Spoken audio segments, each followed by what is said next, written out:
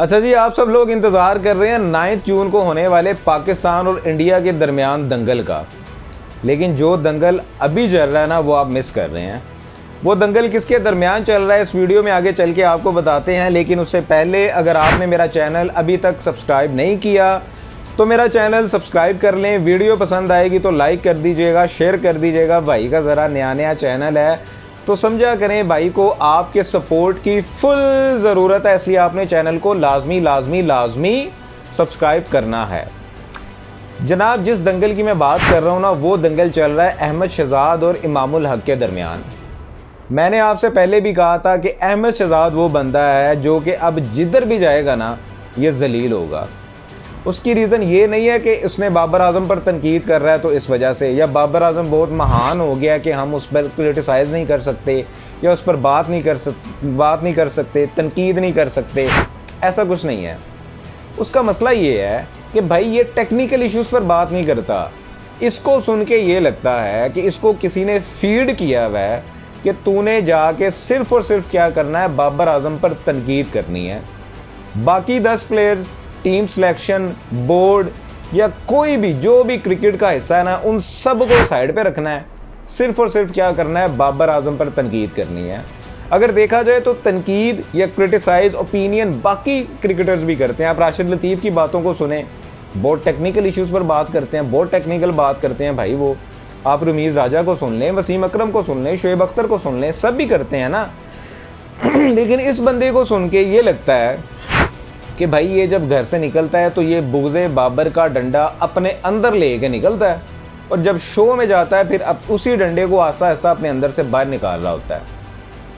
अब ये 3 बंदे जो है ना, ये बैठे हुए हैं जनाब शो में, इमामुल हक, अहमद शहजाद और शहजादा इमरान नज़ीर। होस्ट है ताबिश हाशमी। शो चल रहा है सर। अब क्या है कि अहमद शहजाद का एज़ यूजली अहमद शहजाद की तोपों का रुख है बाबर आजम की तरफ। बाबर आजम ने ये नहीं किया, बाबर आजम ने वो नहीं किया, बाबर आजम ने फ़लाँ नहीं किया। सिर्फ़ और सिर्फ क्या चल रहा है इसकी बातों में, बाबर आजम चल रहा है। इमामुल हक बैठ के ना ये सारी बातें भाईजान वो सुन रहा है। अब जब इसने आके अहमद शहजाद ने ये बात कही ना, इसने कहा कि बाबर आजम वो कप्तान है जिसको 4 से 5 बड़े इवेंट मिले, लेकिन ये एक भी टाइटल नहीं जितवा सका। इसकी वजह से वो सारे इवेंट्स, हमारे बड़े इवेंट्स बेकार गए, और अब ये दोबारा आके कप्तान बन गया है। सर इस बात पर इमामुल हक की फिरकी घूम गई। वो होते हैं ना, अक्का माजी सटक ली, कुछ इस तरह का है ना, सर सटक गई उसकी। इमामुल हक ने कहा कि देखें, बात सुने, ये जितने 4 से बड़े 5 इवेंट्स आपने बताए हैं, इस इवेंट्स में हमारे एशिया कप को अगर हम निकालें तो 2021 का वर्ल्ड कप हम सेमीफाइनल तक गए, 2022 के वर्ल्ड कप में हम फाइनल तक गए। तो सेमीफाइनल और फाइनल में जाने का क्रेडिट जो है वो या तो फिर वो आप बाबर आजम को दें, टीम को ना दें। एटलीस्ट सेमीफाइनल या फाइनल तक तो गए ना। अब अनफॉर्चुनेटली वहाँ पे शहीन जो है उससे ओवर्स नहीं अच्छे हो सके, हसन अली से कैच छूट गया, इस तरह की 1-2 चीज़ें हो गई। तो इसमें बाबर आजम क्या कसूर है? बाबर आजम की जितनी कंट्रीब्यूशन थी वो तो ठीक थी, वो तो आपको सेमीफाइनल में फाइनल तक लेके गया। अगर सिर्फ बाबर की बात करनी है तो उसने तो परफॉर्म किया। और सेकंड, ये जो आप कह रहे हैं कि बाबर आजम दोबारा कप्तान बन गया, बाबर आजम अपनी मर्जी से तो कप्तान नहीं बना ना। उसकी तो कोई ऐसी स्टेटमेंट नहीं है, कहीं पे आपने ऐसी स्टेटमेंट सुनी है? बल्कि सुना तो ये था कि क्रिकेट बोर्ड ने ये कहा है कि हमारे पास कोई दूसरी ऑप्शन ही नहीं है, इस वजह से हम बाबर आजम को दोबारा कप्तान बना रहे हैं। तो बाबर आजम ने तो नहीं कहा। सर ये अब बात जवाब सुन के ना वहाँ पे सफ़े मातम बिछ गया।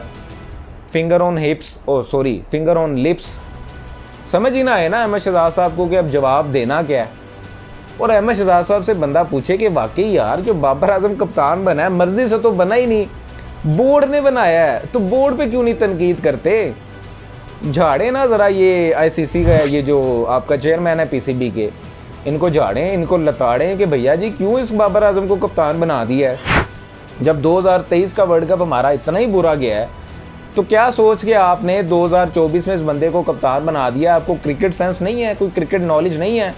ज़रा इस तरह की 3-4 स्टेटमेंट दें आप चेयरमैन साहब के बारे में। लेकिन नहीं, रगड़ना किसको है? बाबर आजम को रगड़ना है।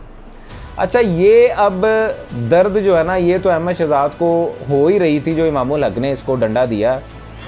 सर इस दौरान क्या हुआ कि ऑडियंस में से एक बंदे ने सवाल कर लिया कि अहमद शहजाद साहब, आप जो हैं वो स्ट्राइक रेट पर आजकल बहुत बात करते हैं कि लोगों के स्ट्राइक रेट, बैट्समैन जो हैं इनके स्ट्राइक रेट बहुत कम है, बाबर का स्ट्राइक रेट कम है, रिजवान का स्ट्राइक रेट कम है, आपका अपना स्ट्राइक रेट जो है वो T20 इंटरनेशनल में सिर्फ और सिर्फ 114 का है। सर वो पहले वाला दर्द इमाम का दिया हुआ ख़त्म नहीं हुआ था कि ऑडियंस की तरफ से ये वाला दर्द भी दे गया। अब क्या है, फिर खामोशी। अब इस सवाल का जवाब इस बंदे ने जो दिया है वो सुने यार, क्या महान ये बंदा है। ये कहता है, अहमद शहजाद साहब कहते हैं कि यार हमारा क्योंकि तब बॉलिंग अटैक जो है ना वो बड़ा स्ट्रॉन्ग था, तो हम जो 140 150 करते थे वो डिफेंड हो जाता था। तो यार अगर 140 से ये जो हमारा बॉलिंग अटैक स्ट्रॉन्ग था तो वो तो बॉलिंग का कमाल है। ओ भाई तू क्या करता था, अपनी परफॉर्मेंस बताओ ना। आप क्या करते थे, टीम में घंटा लेने जाते थे कि आपका स्ट्राइक रेट जो है वो 114 का है, आपकी जो एवरेज है 23 और 24 की है। ये तो सर 140 150 रन को भी डिफेंड नहीं किया जा सकता इस स्ट्राइक रेट पे जो आपका था 114 का। ये दो दर्द भाई साहब, एक इमामुल हक ने दिया, एक ऑडियंस ने दिया। अब ये सारी बातें चल रही हैं कि इस दौरान जो है ना अहमद शहजाद साहब पता क्या कहते हैं। अहमद शहजाद साहब कहते हैं यार मैं इमामुल हक की सिचुएशन को समझ सकता हूँ। इमामुल हक के पास क्योंकि इस वक्त सेंट्रल कॉन्ट्रैक्ट है, वो सेंट्रल कॉन्ट्रैक्ट में है, टीम में उसकी प्रेजेंस है, तो उसने जो बोलना है ना वो थोड़ा सोच समझ के बोलना, थोड़ा सा कॉन्शियस रहेगा, लिमिटेड रहेगा। तो मैं इसकी सिचुएशन समझ सकता हूँ। जब मैं टीम में था तब मेरी भी यही हालत थी कि हमने भी जब बोलना होता था ना तो सोच समझ के बोलते थे। सर इमामुल हक ने इस पे जो जवाब दिया है, जो डंडा दिया है, वो पहले से भी बड़ा था। इमामुल हक ने कहा कि मैं अगर इस एज में 24 या 26 साल की एज में जो बात कर रहा हूँ ना, जो मेरा स्टांस है, जब मैं 34 या 36 साल का होऊंगा तब भी यही बात करूँगा। ये नहीं हो सकता कि अगर मैं 24 या 26 साल की उम्र में टीम से फ़ायदा उठा रहा हूँ, बोर्ड से फ़ायदा उठा रहा हूँ, क्रिकेट खेल रहा हूँ, अपने फ़ायदे के लिए सारी चीज़ें कर रहा हूँ, तो जब मैं यहाँ से निकलूँ तो फिर इन पर बैश करना शुरू कर दूँ। तो ऐसा नहीं हो सकता। अगर आपका 34 या 36 की एज में ये स्टांस है ना अहमद शहजाद साहब, तो आपका 24 या 26 साल की उम्र में जब आप टीम में खेल रहे थे तब भी यही स्टांस होना चाहिए था। सफाया, खामोशी, फिंगर ऑन लिप्स, सन्नाटा, सफ़े मातम। कुछ समझ नहीं आ रही है अहमद शहजाद साहब को कि अब क्या जवाब देना है। और वाकई यार अहमद शहजाद साहब आप मुझे बताएं कि जब आप टीम में थे तब आपको ये सारी चीज़ें क्यों नहीं याद आती थी? ये सारे इश्यूज तब रेज करने थे ना। तब तो आपने पहले 4 T20s खेले और आपने 34 या 35 रन किए। आपको चाहिए था आप छोड़ देते, आप कहते यार मैं इस काबिल ही नहीं हूँ, यंगस्टर्स को चांस दें। अब आपको जो यंगस्टर्स की इतनी परेशानी हुई है, और दूसरा ये आप बोर्ड पे क्यों नहीं बात करते, सिलेक्शन कमेटी पे क्यों नहीं बात करते, बाकी चीज़ों बाकी इश्यूज़ पे क्यों नहीं बात करते, बाबर आजम पर क्यों नहीं, बाकी 10 प्लेयर्स पर क्यों नहीं बात करते? इन सारी चीज़ों पर बात करें ना। और यार आप स्ट्राइक रेट पे और बड़ी टीमों के अगेंस्ट रन्स पर पता नहीं यार किस मुंह से बात कर लेते हैं, समझ नहीं आती। आपका अपना स्ट्राइक रेट T20 में 114 का, यार ये जस्टिफाई करता है? बाबर का तो फिर अब 130 का है, उसने अपना स्ट्राइक रेट बेहतर किया है और उसने स्टिल कहा है कि हाँ मुझे ज़रूरत है कि मैं अपने स्ट्राइक रेट को इम्प्रूव करूँ। आपने क्या किया, घंटा किया, 114 का स्ट्राइक रेट लेके फिर रहे हैं यार। बाबर, रिजवान और बाकी जो प्लेयर्स हैं आप उन पर बैश कर रहे हैं कि टोला बना हुआ है, दोस्ती यारी बनी हुई है। आपने जो सारे मैचेस खेलने हैं अफरीदी की वजह से खेलने हैं, पूरी दुनिया कहती है, अभी तक सोशल मीडिया पे चलता है कि अफरीदी की प्रेजेंस की वजह से आप टीम में थे, अफरीदी के इर्द गिर्द घूमते थे तो आपने इतने मैचेस खेल लिए, नहीं तो इतने सारे मैचेस आप ना खेल पाते। 60 मैचेस आपने खेले हैं, क्या किया, क्या उखाड़ लिया टीम के लिए, क्या किया? कितने मैन ऑफ द मैच हैं जो आपने लिए हुए? 3 या 4 नहीं होंगे, बाबर से आधे, क्या आधे से भी कम होंगे। तो उस बंदे ने तो उसकी जो कंट्रीब्यूशन है ना उसको दुनिया मानती है, उसके जो माइलस्टोन्स है, उसके अचीवमेंट्स जो हैं। आप बात करें, डेमोक्रेटिक राइट है ओपिनियन देना, तनकीद करना, लेकिन लॉजिकल वे में, टेक्निकल इश्यूज़ में। ऐसा नहीं हो सकता कि बाबर आजम जो है वो रात को सोया हुआ सुबह उठ के वो आंद्रे रसल बन जाए, या सुबह उठ के वो जोस बटलर बन जाए, सुबह उठ के वो रोहित शर्मा बन जाए, सुबह उठ के वो क्लासन बन जाए। विराट कोहली बाबर आजम नहीं हो सकता, बाबर आजम विराट कोहली नहीं हो सकता।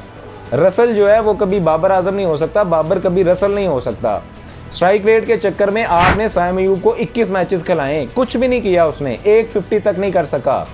आप मुझे बताएं कि एक प्लेयर जो आपको 4 से 4 गेंदों पर 8 करके देता है, 5 गेंदों पर 10 रन करके देता है, 200 का स्ट्राइक रेट है, आउट हो जाता है।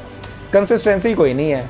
5 गेंदों पे 10 रन कर दिए, 200 का स्ट्राइक रेट है। दूसरी तरफ एक प्लेयर है जिसके अंदर कंसिस्टेंसी है, जो कि इनिंग को लंबा लेके चलता है। वो 50 करता है तो चले 34-35 गेंदों पर करता है, 130 के स्ट्राइक रेट से करता है, लेकिन कंसिस्टेंसी है, हर मैच में स्कोर करता है। किसको प्रेफर करेंगे, 10 रन वाले को या इसको जिसके पास कंसिस्टेंसी है, जो 50 कर रहा है, जो टीम को जिता रहा है, जो टीम के लिए रन कर रहा है?